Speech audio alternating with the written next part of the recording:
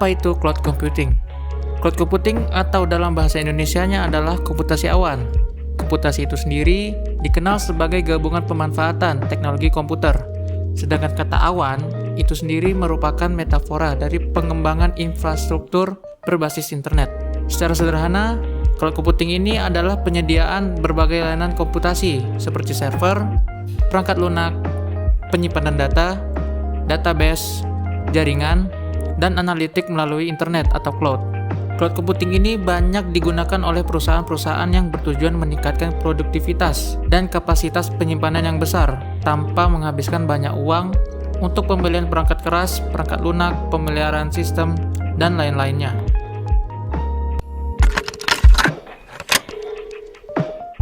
Sejarah cloud computing. Berdasarkan sejarahnya, cloud computing merupakan hasil evaluasi bertahap. Konsep penggabungan computing resource melalui jaringan global berawal pada tahun 1960-an, seiring dengan kemunculan Intergalactic Computer Network oleh JCR Licklider. Ia juga bertanggung jawab atas pembangunan Advanced Research Project Agency Network atau disebut juga ARPANET pada tahun 1969. Saat itu, ia memiliki cita-cita bahwa seluruh manusia di dunia seharusnya bisa terhubung dan mengakses program data dari sarana manapun dan dimanapun. Batu lompatan besar lainnya datang di tahun 2009 dengan Web 2.0 yang mencapai puncaknya. Google dan lainnya memulai untuk menawarkan aplikasi browser-based untuk perusahaan besar seperti Google Apps. Kontribusi yang paling penting dari kompetisi cloud adalah munculnya killer apps dari penguasa teknologi seperti Microsoft dan Google. Cloud computing ini sudah menyebar luas hingga pada para pengguna Google Doc. Kita sebagai masyarakat umum hanya dapat membayangkan betapa besarnya ruang lingkup yang sudah dicapai.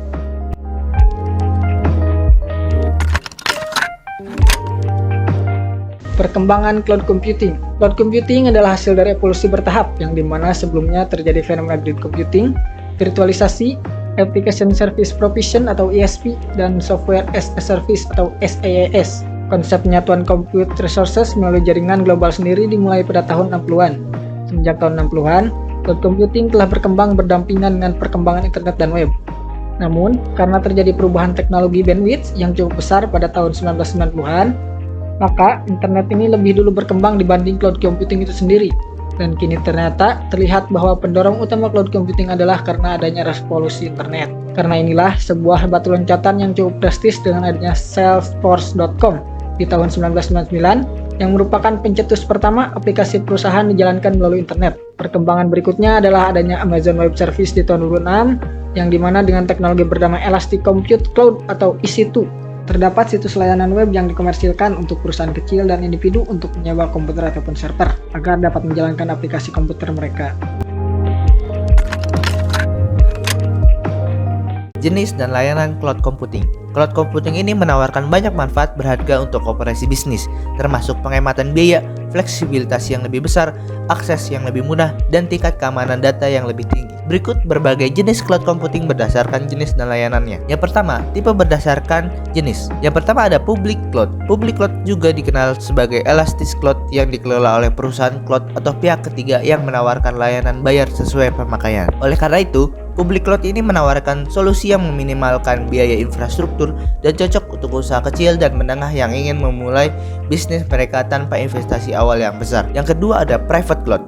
Private cloud adalah sistem cloud computing yang berjalan pada infrastruktur pribadi dan membuat sumber daya komputasi dinamis tersedia bagi pengguna. Beberapa manfaat yang ditawarkan private cloud adalah perlindungan informasi, kontrol tambahan yang dapat digunakan untuk membatasi akses ke aset berharga, dan pemantauan sistem, replika data, dan masih banyak lainnya. Yang ketiga adalah hybrid cloud. Sederhananya, hybrid cloud ini menggabungkan kemampuan public cloud dan private. Jenis cloud computing ini dirancang untuk memungkinkan interaksi tanpa batas antar kedua platform, yang menjadikan solusi sempurna untuk bisnis yang ingin memanfaatkan manfaat keduanya. Yang keempat ada multi hybrid cloud. Lingkungan ini sedikit lebih kompleks, beragam karena dirancang khusus untuk tugas yang berbeda. Misalnya, tidak semua departemen dalam suatu perusahaan memerlukan jenis cloud yang sama dengan cloud publik ini. Sehingga multi hybrid cloud ini memungkinkan setiap departemen memiliki layanan cloud computing yang disesuaikan dan kebutuhan spesifik mereka.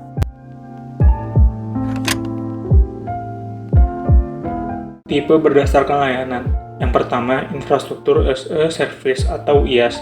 Landasan dasar piramida, IaaS adalah jenis layanan cloud computing yang paling komprehensif dan fleksibel. Pada dasarnya, layanan ini menyediakan infrastruktur komputasi yang disebarkan dan dikelola di pusat data. Tetapi pelanggan sepenuhnya menyesuaikan sumber daya ini untuk membeli, menginstal, mengonfigurasi, dan mengelola perangkat lunak yang mereka butuhkan. Yang kedua, Platform as a Service atau PaaS. Sedikit lebih tinggi dari IaaS, PaaS ini menyediakan kerangka kerja yang diperlukan untuk membangun, menguji, menyebarkan, mengelola, dan memperbarui produk perangkat lunak. PaaS ini menggunakan infrastruktur yang sama dengan IaaS, tetapi mencakup sistem operasi, middleware, alat pengembangan, dan sistem manajemen basis data yang diperlukan untuk membangun aplikasi perangkat lunak ini. Yang ketiga, Software as a Service atau SaaS. SaaS adalah solusi perangkat lunak yang dikembangkan sepenuhnya yang dapat dibeli secara berlangganan dan digunakan melalui internet. Penyedia SaaS ini mengelola infrastruktur, sistem operasi, middleware, dan data yang diperlukan untuk menyampaikan program mereka, sehingga membuat perangkat lunak tersedia dimanapun dan kapanpun pelanggan membutuhkannya.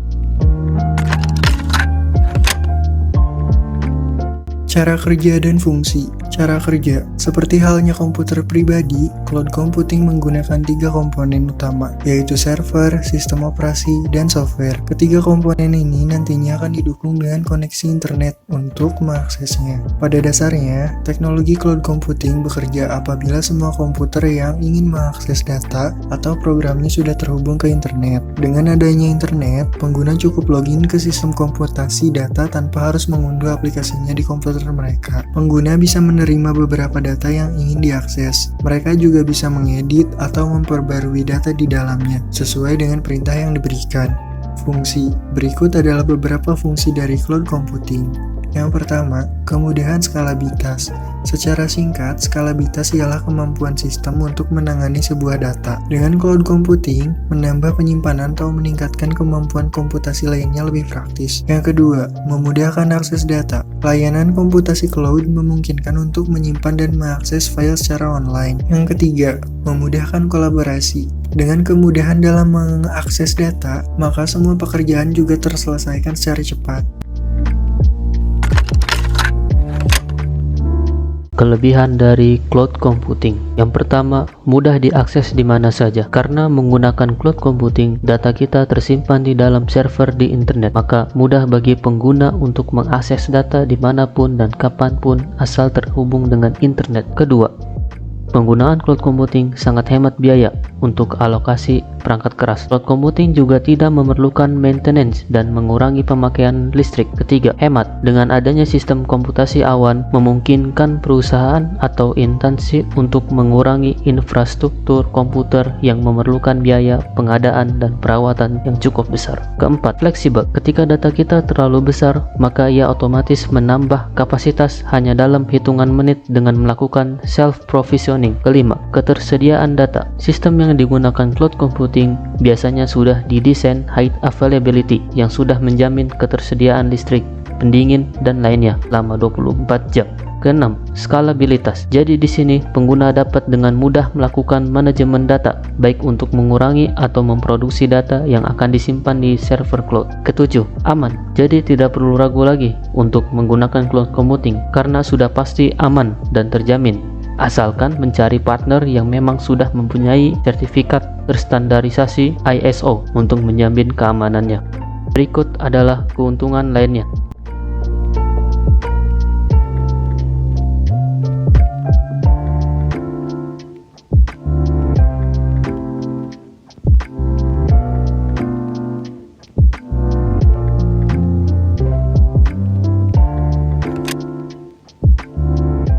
Kekurangan cloud computing. Meskipun menawarkan banyak kemudahan dan keuntungan, cloud computing juga memiliki kekurangan seperti berikut ini. Pertama, isu teknis. Bahkan, penyedia layanan cloud terbaik pun sangat mungkin berhadapan dengan tipe masalah ini, meskipun sudah menerapkan maintenance dengan standar yang tinggi.